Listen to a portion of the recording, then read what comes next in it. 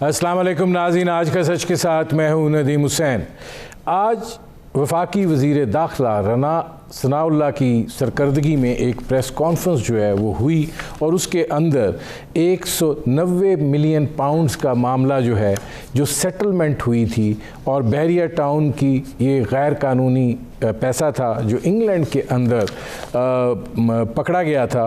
और जाहिर है कि जब ये नेशनल क्राइम एजेंसी ने कहा कि ये पाकिस्तान के अवाम का पैसा है, ये उनको जाना चाहिए, तो फिर सूरत हाल यहाँ पे ये होती है कि शहजाद अकबर साहब, जिन पर ये कहा गया राना सनाउल्लाह की जानिब से कि उन्होंने इस डील में 5 अरब रुपया लिया, और उसके बाद ये जो पैसा है ये मलक रियाज साहब का जो सुप्रीम कोर्ट ने पेनल्टी लगाई हुई थी उस अकाउंट के अंदर जो है वो एडजस्ट हो जाता है। उसके बाद उन्होंने ये डॉक्यूमेंट्स भी दिए हैं जिसके अंदर कादर यूनिवर्सिटी को जो ज़मीन दी जाती है वो भी उनकी तरफ से दी जाती है और बतौर अतिया दी जाती है, और उस डॉक्यूमेंट के ऊपर जो दस्तखत हैं वो बुशरा बीबी के दस्तखत हैं। और उसके साथ साथ फिर जो फरा गोगी की बात की जाती है और जमील गुजर साहब की बात की जाती है, तो 240 कनाल मज़ीद ज़मीन जो है वो दी जाती है बनी गाला में। अब इस चीज़ को लेकर ये बात कही गई कि जो इमरान ख़ान साहब ख़ुद को सादिक और अमीन कहते हैं, बुनियादी तौर पर ये चीज़ें थीं जो हो रही थीं, और अब इस मामले को जो है वो रेफ़र किया जा रहा है कि FIA इसके ऊपर तहकीकात करे और बाकी इदारे जो हैं इसके ऊपर तहकीकात करे, बाकायदा इसका जो एक चलान है वो बनाया जाए और उसके बाद अदालत में जो है इसको पेश किया जाए। ये सूरत हाल जो है ये इस वक्त उन्होंने कहा कि ये एक जैली सादिक और अमीन की सूरत हाल है। लेकिन देखने की बात ये है कि जब ये सारी प्रेस कॉन्फ्रेंस हो रही थी और उसके बाद जो फॉलो अप का मंज़र आया तो ये ख़बर उस तरीके से ट्वीट नहीं हुई, मलक रियाज साहब का नाम किसी ने नहीं लिया, और शायद बात करते हुए या ज़िक्र करते हुए हिचकिचाहट भी थी। उस प्रेस कॉन्फ्रेंस के अंदर भी उनका नाम लेने से जो है वो गुरेज़ किया गया, और ये रकम जो है ये बुनियादी तौर पर और फिर ये तरीका भी बताया गया कि ये इसकी समरी जो है मैं जब ये आगे डिस्कशन पे जाएंगे तो इसमें से पढ़ के भी आपको सुनाऊंगा कि जब ये कैबिनेट से मंजूरी के लिए समरी जो है वो गई तो ख़ान साहब ने कैबिनेट में एक लिफाफा लहराया और कहा कि ये है और मैं आपको इसको दिखा भी नहीं सकता और आपको पढ़ा भी नहीं सकता, बस आप इसकी मंजूरी दे दें। तो वो मंजूरी जो है वो उसकी ले ली गई। ये सूरत हाल जो है ये यकीनन एक इस नौइयत की है कि जिसमें बराह रास्त अब ये ख़ान साहब के ऊपर जो है वो इल्ज़ाम आ रहा है, और चूँकि इस अतिये की वसूली के ऊपर बुशरा बीबी साहबा के अपने दस्तखत हैं तो फिर ये सूरत हाल जो है वो मज़ीद गंभीर हो जाती है।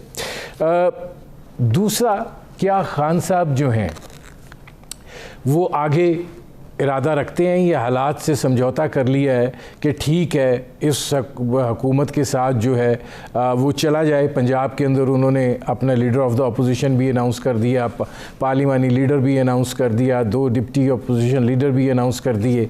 इसी तरीके से क्या मरकज़ के अंदर भी ये सोचा जा रहा है कि पार्लियामेंट में वापस आया जाए, या ये कि वो ये समझते हैं कि वो तहरीक को जो है वो इस नहज तक ले जा सकते हैं कि इतना दबाव क्रिएट कर सकते हैं कि हुकूमत जो है वो चली जाए। बुनियादी तौर पर ये मंजरनामा है जिस पर करेंगे बात। आपका अपने मेहमानों से तारुफ करवाते हैं। हमारे साथ मौजूद हैं अली मोहम्मद ख़ान साहब, पाकिस्तान तहरीक इंसाफ के रहनुमा हैं। हमारे साथ मौजूद है कादर मंदोखेल साहब, पाकिस्तान पीपल्स पार्टी के रहनुमा हैं। अली मोहम्मद ख़ान साहब, ये जो 190 मिलियन पाउंड वाला मामला है ये मामला आज का नहीं है, ये आपके हुकूमत के ज़माने का है, और उस वक़्त भी इसके बारे में बहुत सारे ख़दशात, तहफ़्फ़ुज़ात और सवालिया निशान थे कि किस तरीके से एक गैर कानूनी पैसा जो है, जो रियासत पाकिस्तान का पैसा था, वो एक ख़ास अकाउंट के अंदर चला जाता है जो लायबिलिटी है, और फिर उसके फ़ौरन बाद जो है वो इस नौइयत के नजराने जो हैं वो शुरू हो जाते हैं और शहजाद अकबर साहब का जो किरदार था जो और फिर इसमें जो डील करने वाला सिलसिला है उसको भी खुफिया रखने की क्लॉज जो है वो शामिल की गई। तो ये तो जो अब आप लोगों को जवाब तो देना होगा कि ये जो सादिक और अमीन वाली बात है वो फिर सवालिया निशान बनती है। बिस्मिल्लाहिर्रहमानिर्रहीम, अल्लाहुम्मा सल्लि व सल्लिम मुबारक अला सय्यिदिना मोहम्मद। बहुत शुक्रिया। हुजूर नबी करीम सल्लल्लाहु अलैहि वसल्लम की हदीस का मफहूम है कि तुमसे पहले बड़ी कौमें इसलिए तबाह हुई कि उनके ताकतवर के लिए कानून और होता था, कमज़ोर के लिए और। ये हमारे मुल्क का अलमिया रहा। हमारे मुल्क में ये पहले दिन से ये रहा कि यहाँ कानून सिर्फ आपके या मेरे जैसे या मंदोखिल साहब बैठे हैं, वकील आदमी है, मजदूर आदमी है, हम जैसे लोगों के लिए है, ताकतवर लोगों के लिए नहीं है। तो अगर आज की जो इम्पोर्टेड हुकूमत है वो फैसला कर चुकी है कि एहतसाब होना है तो मैं तो वेलकम करता हूँ, लेकिन फिर वो 100% जाए फिर एहतसाब करे। अगर हम में से किसी में कोई कमजोरी है तो सामने आ जाएगी, लेकिन जिसके नाम से करना है उसका नाम तो लें, जरूरत तो पैदा करें।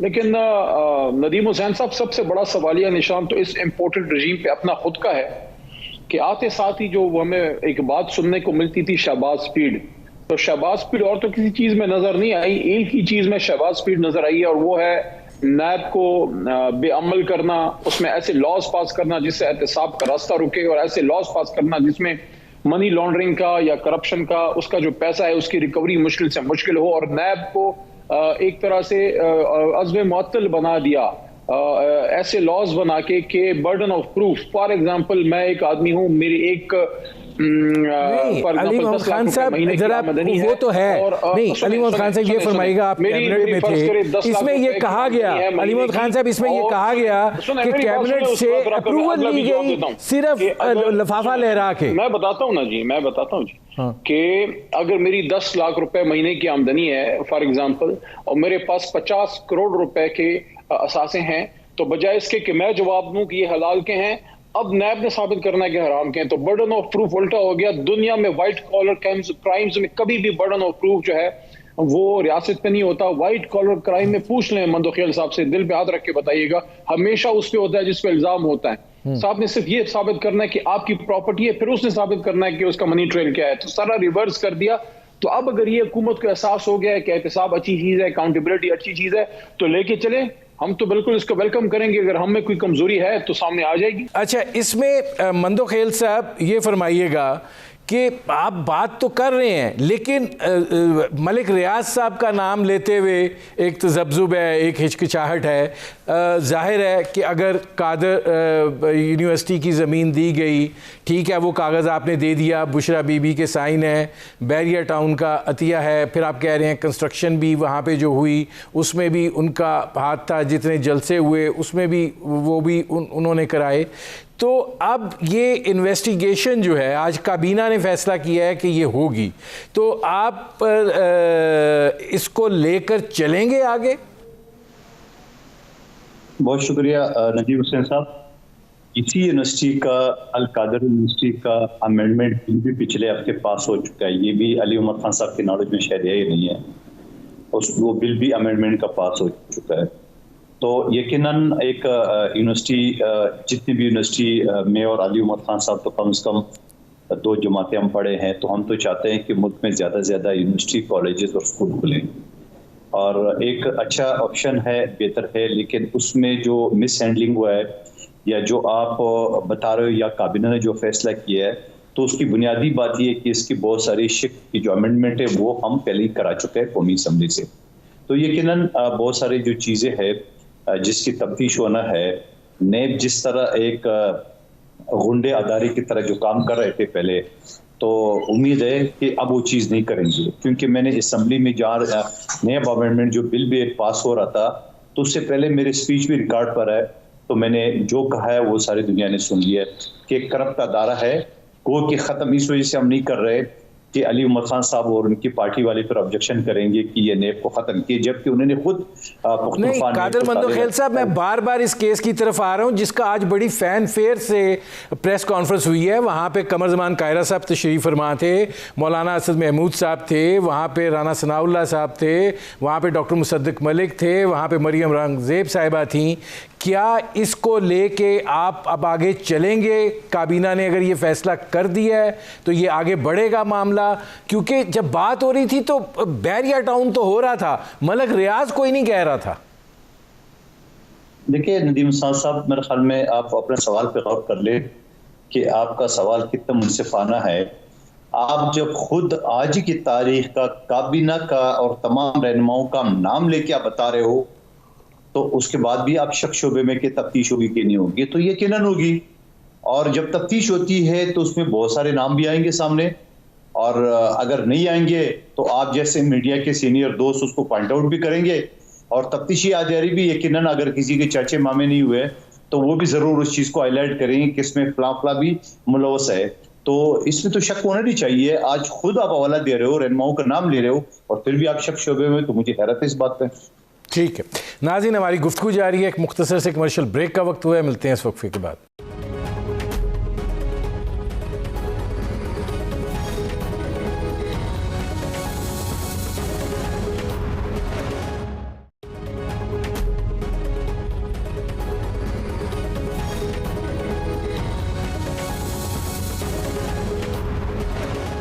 Welcome back. शाइक उस्मानी साहब, मैंने आपको ज़हमत इसलिए दी है कि इस हवाले से ये जो सारा सिलसिला है सुप्रीम कोर्ट का, चूँकि पेनल्टी थी, ये पैसे उस अकाउंट में जाके एडजस्ट हो गए उस लाइबिलिटी के अगेंस्ट। आप समझते हैं कि ये केस बनता है? देखिए, मुझे तो ख़ास पता नहीं, क्योंकि मैं तो इस वक्त लंदन में हूँ। मैं थोड़ा सा देखा था टीवी पे कि कोई प्रेस कॉन्फ्रेंस हो रही थी जिसमें कि मुसद्दिक मलिक और राना सनाउल्लाह और कुछ लोग बैठे हुए थे। उन्होंने ये जिक्र किया कि ऐसा वहाँ केस जो हुआ था इंग्लैंड में, तो उसके पैसे वहाँ से जो हैं वो सुप्रीम कोर्ट के पास रजिस्ट्रार के अकाउंट में भेजे गए। लेकिन क्या वो इस वजह से भेजे गए कि बैरिया टाउन की कोई लायबिलिटी को पे करने के लिए भेजे गए, या नहीं? वो तो शाइक उस्मानी साहब लायबिलिटी थी ना, जो आपको तो याद होगा, जो बैरिया टाउन पे जुर्माना हुआ था।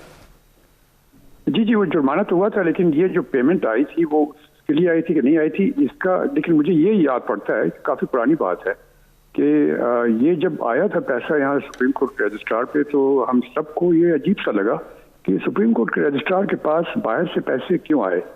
और अब जो ये बातें कही जा रही हैं, इससे जाहिर होता है कि शायद इसके पीछे और कोई मुहर्रिकात थे। तो मेरे ख्याल में इसमें सबसे आसान चीज़ है कि इसकी एक इंक्वायरी होनी चाहिए प्रॉपर तरीके से, और जिस तरह शायद मेरे ख्याल में इन लोगों ने कहा भी था कि इंक्वायरी होगी, और इंक्वायरी के बाद सब चीज़ें सामने आ जाएंगी। तो उससे इंक्वायरी से पहले कोई किसी के मुताबिक कहना तो मेरे ख्याल में सही नहीं होगा।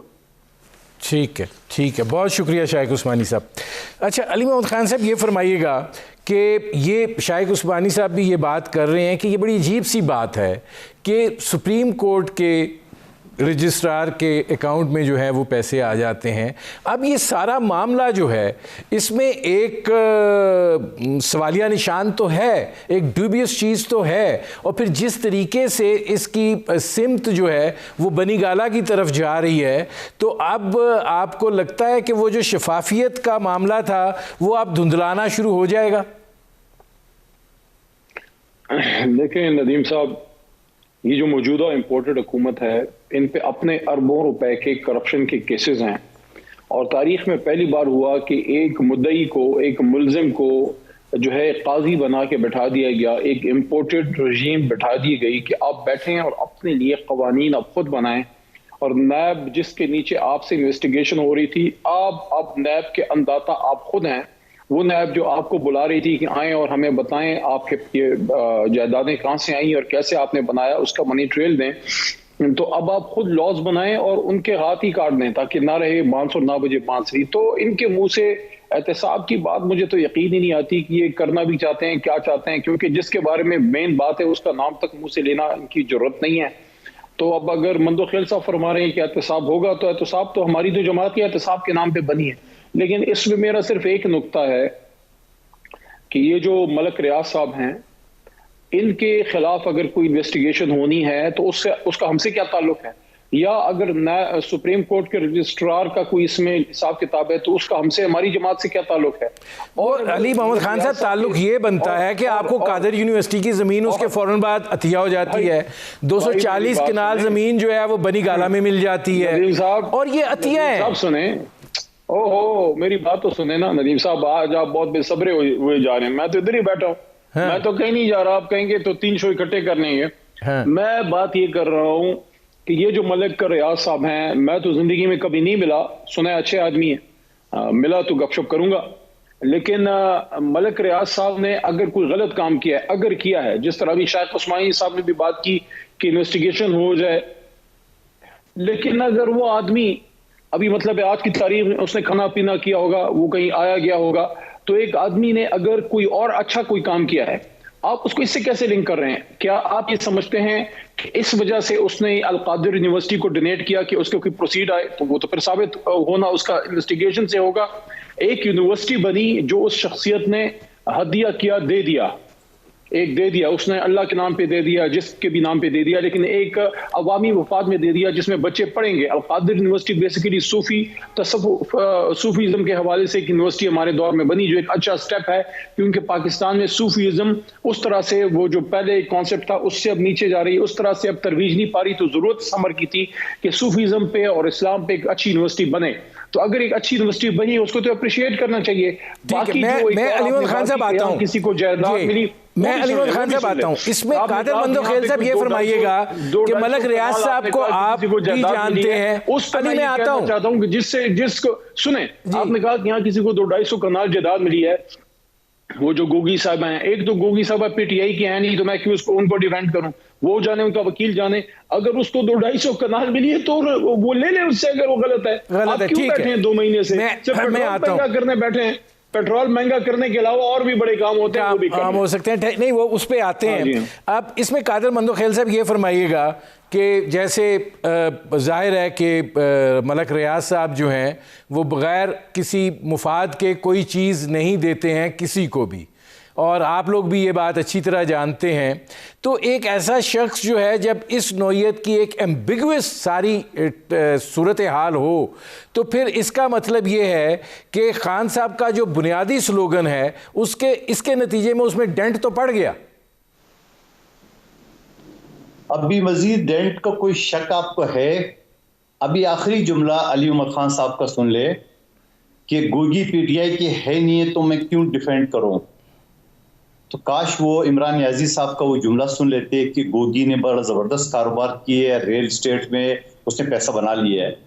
यानी उसके खावंद मोहतरम ने कई टीवी चैनल पे आए, उसने ये नहीं बताया, मगर साबिक वज़ीर आज़म साहब ने कहा, आज अली उमर खान साहब कह रहे हम क्यों। तो पहले अपने चेयरमैन से पूछो कि उसको क्या जरूरत थी उसको डिफेंड करने की, जो कि आप नहीं कर रहे हो। नंबर 1 बात।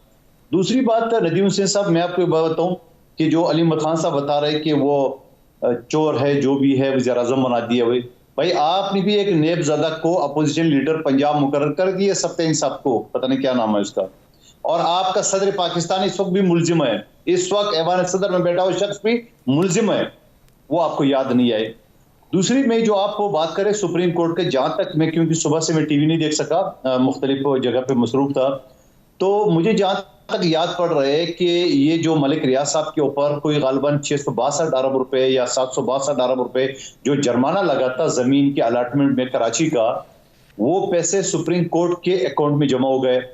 और सुप्रीम कोर्ट के अकाउंट में पैसे जमा करने के बाद बार बार वजीर आला सिंध और सिंध हुकूमत ये मुतालबा कर रही थी कि ये पैसे चूंकि सिंध के हैं तो आप सिंध ट्रांसफर कर रहे हैं।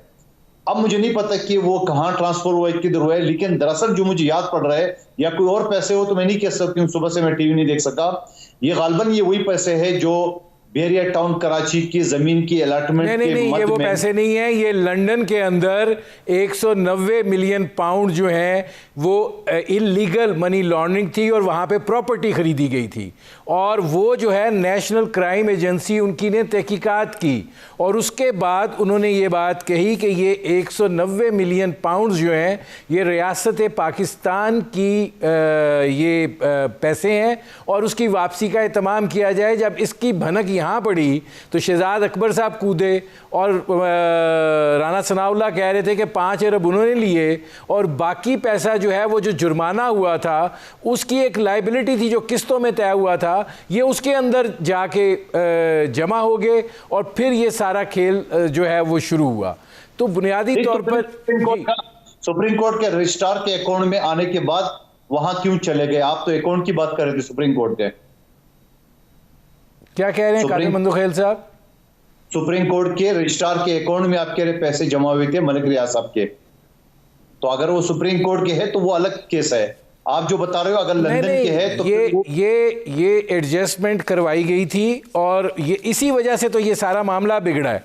और ये जो है ये एसेट रिकवरी यूनिट जो है उसने ये सारा रोल जो था इसके अंदर प्ले किया। अच्छा नदीम हुसैन साहब, ये तो ऐसा केस है जो हमारी आपकी नजर में नहीं था और वो सामने आ गया। वो गोगा गोगी वाला खेल को कहां ले जाऊं मैं? वो जो 18 करोड़ रुपए एक नेकलेस लाहौर किसी ज्वेलर को बेचा गया वो किस चक्कर में गया?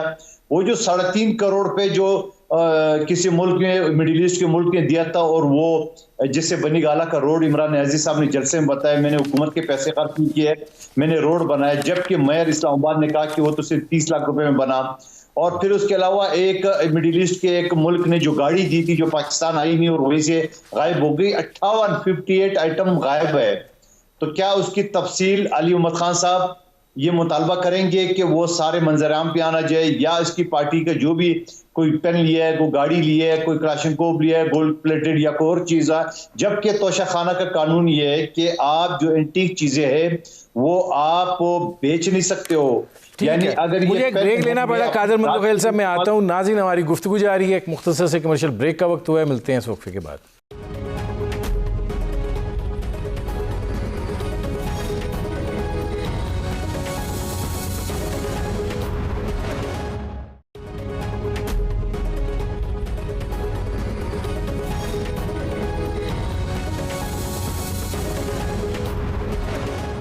Welcome back.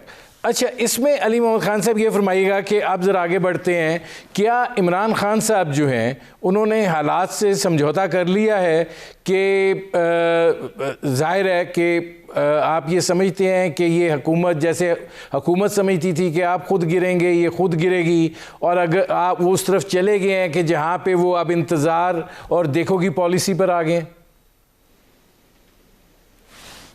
नहीं, मेरा नहीं ख्याल। पंजाब में सूरत हाल डिफरेंट है और इस वक्त पंजाब में जो वज़ीर आला हमज़ा हैं, तो हमज़ा साहब के पास इस वक्त अक्सरियत नहीं है और अखलाकी तौर पे तो उनको वोट ऑफ कॉन्फिडेंस लेना चाहिए था, क्योंकि जो 20 घोड़े खरीद के वो वज़ीर आला बने थे वो घोड़े तो अब अस्तबल में नहीं है, वो तो चरागांव में निकल पड़े क्योंकि वो डीसीट हो चुके हैं, फारिग हो गए हैं। उस वक्त अब इलेक्शन होने, जिस वोट पे वज़ीर आला बने वो अब उस पर इलेक्शन हो रहे हैं, तो अखलाकी तौर पे तो, लेकिन अखलाक की बात मैं समझता हूँ मैं आज की तारीख में इनसे नहीं करनी चाहिए। उसका इनका उससे कोई काम नहीं है, क्योंकि कल जो पंजाब असम्बली में जो इशारे किए गए, जो नज़ारे हमने देखे, तो मैं समझता हूँ कि अपने हमारे बच्चों को इन चीज़ों से महफूज रखे कि ये जो चीज़ें ये दिखा रहे हैं इसलिए इम्पोर्टेड आए हैं। बड़े अफसोस की बात है। जहाँ तक मरकज़ का ताल्लुक है तो मरकज़ में अभी कोई ऐसा फैसला नहीं हुआ कि पार्लियामान में आना है। लेकिन आप अपने बुनियादी स्टांस जो लॉन्ग मार्च का स्टांस है उससे तो हट गए हैं ना? देखें, जो हमारा बेसिक मकसद था वो हमने इस्टेब्लिश कर दिया। ये जो इम्पोर्टेड रजीम थी खुल के अब पूरी कौम और पूरी पाकिस्तानी अवाम के सामने आ चुकी है। जो उनके साथ फैसिलिटेटर हैं वो भी सामने आ चुके हैं और ये बात बिल्कुल क्लियर है कि अमेरिकन इशारे पे इनको जो है हटाया गया। मकसद क्या था? इमरान खान साहब को वज़ीर आज़म नहीं देखना चाहते थे। पाकिस्तान की आज़ाद खारजा पॉलिसी उनको नहीं चाहिए। एब्सोल्युटली नॉट वाला बंदा नहीं चाहिए उनको, एब्सोल्युटली यस वाला बंदा चाहिए। जिस तरह शहबाज साहब या बिलावल जरदारी साहब जिस तरह जाके सूट पहन के सलूट पे सलूट मारते हैं, उनको तो ऐसी ही लीडरशिप चाहिए। और जहां तक इस बात का ताल्लुक है कि मार्च या कुछ, तो अभी हफ्ते 2 हफ्ते में शायद हमारा एक बहुत बड़ा जलसा इधर पिंडी इस्लामाबाद रीजन में शायद आ जाए और हमारी जो पॉलिटिकल स्ट्रगल है वो जारी रहेगी और उस वक्त तक जारी रहेगी जब तक ये इम्पोर्टेड हुकूमत जो है वो करनी चली जाती। अच्छा, अब इसमें कादर मंदोखेल साहब चैलेंजेस बहुत ज़्यादा हैं और मैंने आपके सीनियर लीडरशिप से बात की कि ऐसे हालात में जब आपने ये हुकूमत ली तो आपको मसला क्या दरपेश था। उन्होंने कहा एक तरफ मौत का कुआं था और दूसरी तरफ जो है वो बंद गली थी। हम बंद गली में एंटर हो गए कि शायद निकल जाएंगे, तो आपको लगता है कि निकल जाएंगे? नदीम हुसैन साहब, अली उमर खान साहब जो फरमा रहे हैं, मुझे एक पाकिस्तानी फिल्म एक्टर या जो भी है, मैं नाम नहीं लूंगा, उसका एक जुमला मुझे याद है कि मैं उस वक्त तक शादी करूंगा, या जो भी आप वो समझे, उस वक्त तक शादी करूंगा जब तक कामयाब न हो। यानी वो जो 6 दिन से अभी उस वक्त तक जदोजहद करेंगे जब तक 2023 अक्टूबर नहीं आएगा। यही गालिबन जुमले का मतलब है। और फिर ये फरमा रहे हैं कि इम्पोर्टेड हुकूमत अमरीकी साजिश है। आपके वजीर दाखिला शेख रशीद साहब ने कहा कि मुझे तो 4 महीने पहले पता था। तो भाई जब 4 महीने पहले पता था तो उसके बाद फिर आपने ये सारी चीजें क्यों नहीं कही? और फिर ये बड़े मजे के साथ वफाकी हुकूमत में नहीं बैठ रहे, यानी असम्बली में नहीं बैठ रहे, और इस असम्बली को पता नहीं क्या कहते हैं, जबकि इसी असम्बली ने 4 साल 3.5 साल नहीं। कादर मंदोखेल साहब, इस वक्त सबसे बड़ा मसला ये है कि आप लोगों ने मईशत को जो इस्तेकाम देना है उसमें IMF के साथ मुआहिदा बुनियादी शर्त है, और IMF की बुनियादी शर्त ये है कि आपने सब्सिडीज़ ख़त्म करनी है, चाहे वो पेट्रोलियम है, चाहे वो इलेक्ट्रिसिटीज़ हैं, चाहे वो दूसरी हैं। तो ये तो अवाम पहले ही सिसक रहे हैं। तो ये जो बिलकने की हद आ रही है, क्या मौजूदा हुकूमत ये दबाव बर्दाश्त कर पाएगी या ये कि कोई रास्ता ढूंढा जा रहा है? नदीम हुसैन साहब, आपको याद होगा जब इमरान याजी साहब रूस के दौरे पर गया तो हम सब ने मुखालफत की है, क्योंकि हम अपोजिशन में थे। आज जब मेरा चेयरमैन वजीर खारजा बन गए तो उसने एज ए वजीर खारजा उस दौरे को ऑन किया है, क्योंकि वो रियासत पाकिस्तान का वजीर आजम ने किया है। आप कठपुतली थी या सलसलेटरी थी या जो भी नाम दे दो, मगर हुकूमत पाकिस्तान का वो रिप्रेजेंटेटिव था। तो इसी तरह IMF के साथ जो ने मुआहिदा किए, आपके चैनल और दूसरे चैनल में हम रोजे बातें करते थे कि IMF के साथ उन्हें मुआहिदा किए कि हर महीने 4 रुपए पेट्रोल बढ़ाएंगे। और फिर आपको देखा जब बिलावल भुट्टो साहब का वो लॉन्ग मार्च शुरू हो गया था कराची से, तो 2 दिन बाद ओगरा की। कादर मंदोखेल साहब, आप असल जवाब नहीं दे रहे हैं। बात ये है कि मैं ये कह रहा हूं, मैं आपको मिसाल देके आपको समझाने की कोशिश कर रहा था कि जब IMF के साथ पिछली हुकूमत ने मुआहिदा किया था, जिसकी तस्दीक चौधरी गुलाम सरवर जो पंजाब गवर्नर थे उसकी की है, आप मुझे बताओ उस मुआहिदे से आप हट कैसे सकते हो? जब उन्होंने मुआहिदा किया था और वो मुआहिदे के खुद ने तोड़ने के बाद तो वो उन्होंने हाथ रोक लिए, आलमी अदारों ने हाथ रोक लिए, CPEC रोक दिया है, आपके एशियन। और मैं कादर मंदोखेल साहब आता हूँ। अब इसमें अली मोहम्मद खान साहब, मेरे पास 1 मिनट है और बुनियादी सवाल यही है कि मुआहिदा तो आपने किया, और जब आपको लगा कि हुकूमत जा रही है आपने मुआहिदे की खिलाफ वर्जी कर दी। ये जो पेट्रोलियम प्राइसेस बढ़ाने का रोड मैप था, ये तो आप लोगों ने एक्सेप्ट किया हुआ है, इनके गले पड़ गया है। आप लोग अब खुश होते हैं कि ठीक है ढोलिये बजाएं और हम ठीक है। देखें, ये इनकी मिसाल वो सर्कस जैसी है जिसमें वो बच्चा सर्कस देखने आता है लेकिन वो गलती से पिंजरे के अंदर चला जाता है। इनको पता नहीं था कि ये कितना मुश्किल काम है। स्ट्रेट क्राफ्ट है, ये कोई नोडेरो हाउस चलाना या ये कोई बिलावल हाउस चलाना या ये कोई राउंड हाउस चलाना नहीं होता। आपने स्ट्रेट क्राफ्ट में सारी चीजें देखनी होती हैं। अगर आपको पता था कि मामला मुश्किल है तो बीच में क्यों है? आपने कौम को झूठा लारा दिया, आप गले में रोटियां लटका के आगे सारे के सारे बैठे होते थे। आप यहाँ महंगाई मार्च करते थे, करें महंगाई मार्च। अब बिलावल हाउस में या उधर रेवेंड हाउस में आप करें महंगाई मार्च, क्यों नहीं करते? या मौलाना साहब बंगला नंबर 22 में जो है करें महंगाई के खिलाफ मार्च। लोड शेडिंग क्यों इतनी बढ़ गई है?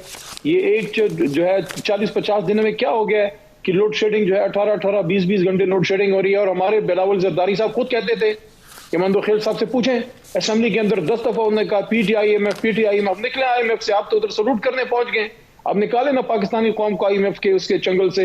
आपको तो पता था कि PTI जो है वो IMF में इसलिए गई कि हम नहीं जाना चाह रहे थे। इन लोगों के गलत पॉलिसी की वजह से हम 1.5 महीने बाद गए और ये लोग कहते थे कि आप IMF में क्यों नहीं जा रहे, आपने लेट किया। अब हम गए हैं अब आप मुझे बताएं, ये एक तरफ तो IMF पे तनकीद करते थे, अब जब हुकूमत में जाके उधर से लूट कर रहे हैं, ना आपसे महंगाई कंट्रोल हुई, ना आपसे लोड शेडिंग कंट्रोल हुई, ना IMF के चंगुल से कौम को निकाल सके, और साथ साथ CPEC अथॉरिटी खत्म कर दी। कितने शर्म की बात है कि पाकिस्तान की जो फ्यूचर उस पर डिपेंडेंट है। CPEC अथॉरिटी बताएं क्यों, किसके दौर में खत्म हुई है? वो ये कह रहे हैं हम प्लानिंग डिवीजन से ज्यादा मौसर तरीके से इसको आगे मामलात को बढ़ाएंगे। अच्छा, मेरे प्रोग्राम का वक्त खत्म हो रहा है। बहुत शुक्रिया अली मोहम्मद खान साहब, बहुत शुक्रिया कादर मंदोखेल साहब। नाज़रीन, आपने हमारे पैनल के शुरका की गुफ्तगू सुनी। अब तक के लिए इतना ही, इजाज़त दीजिए, अल्लाह हाफ़िज़।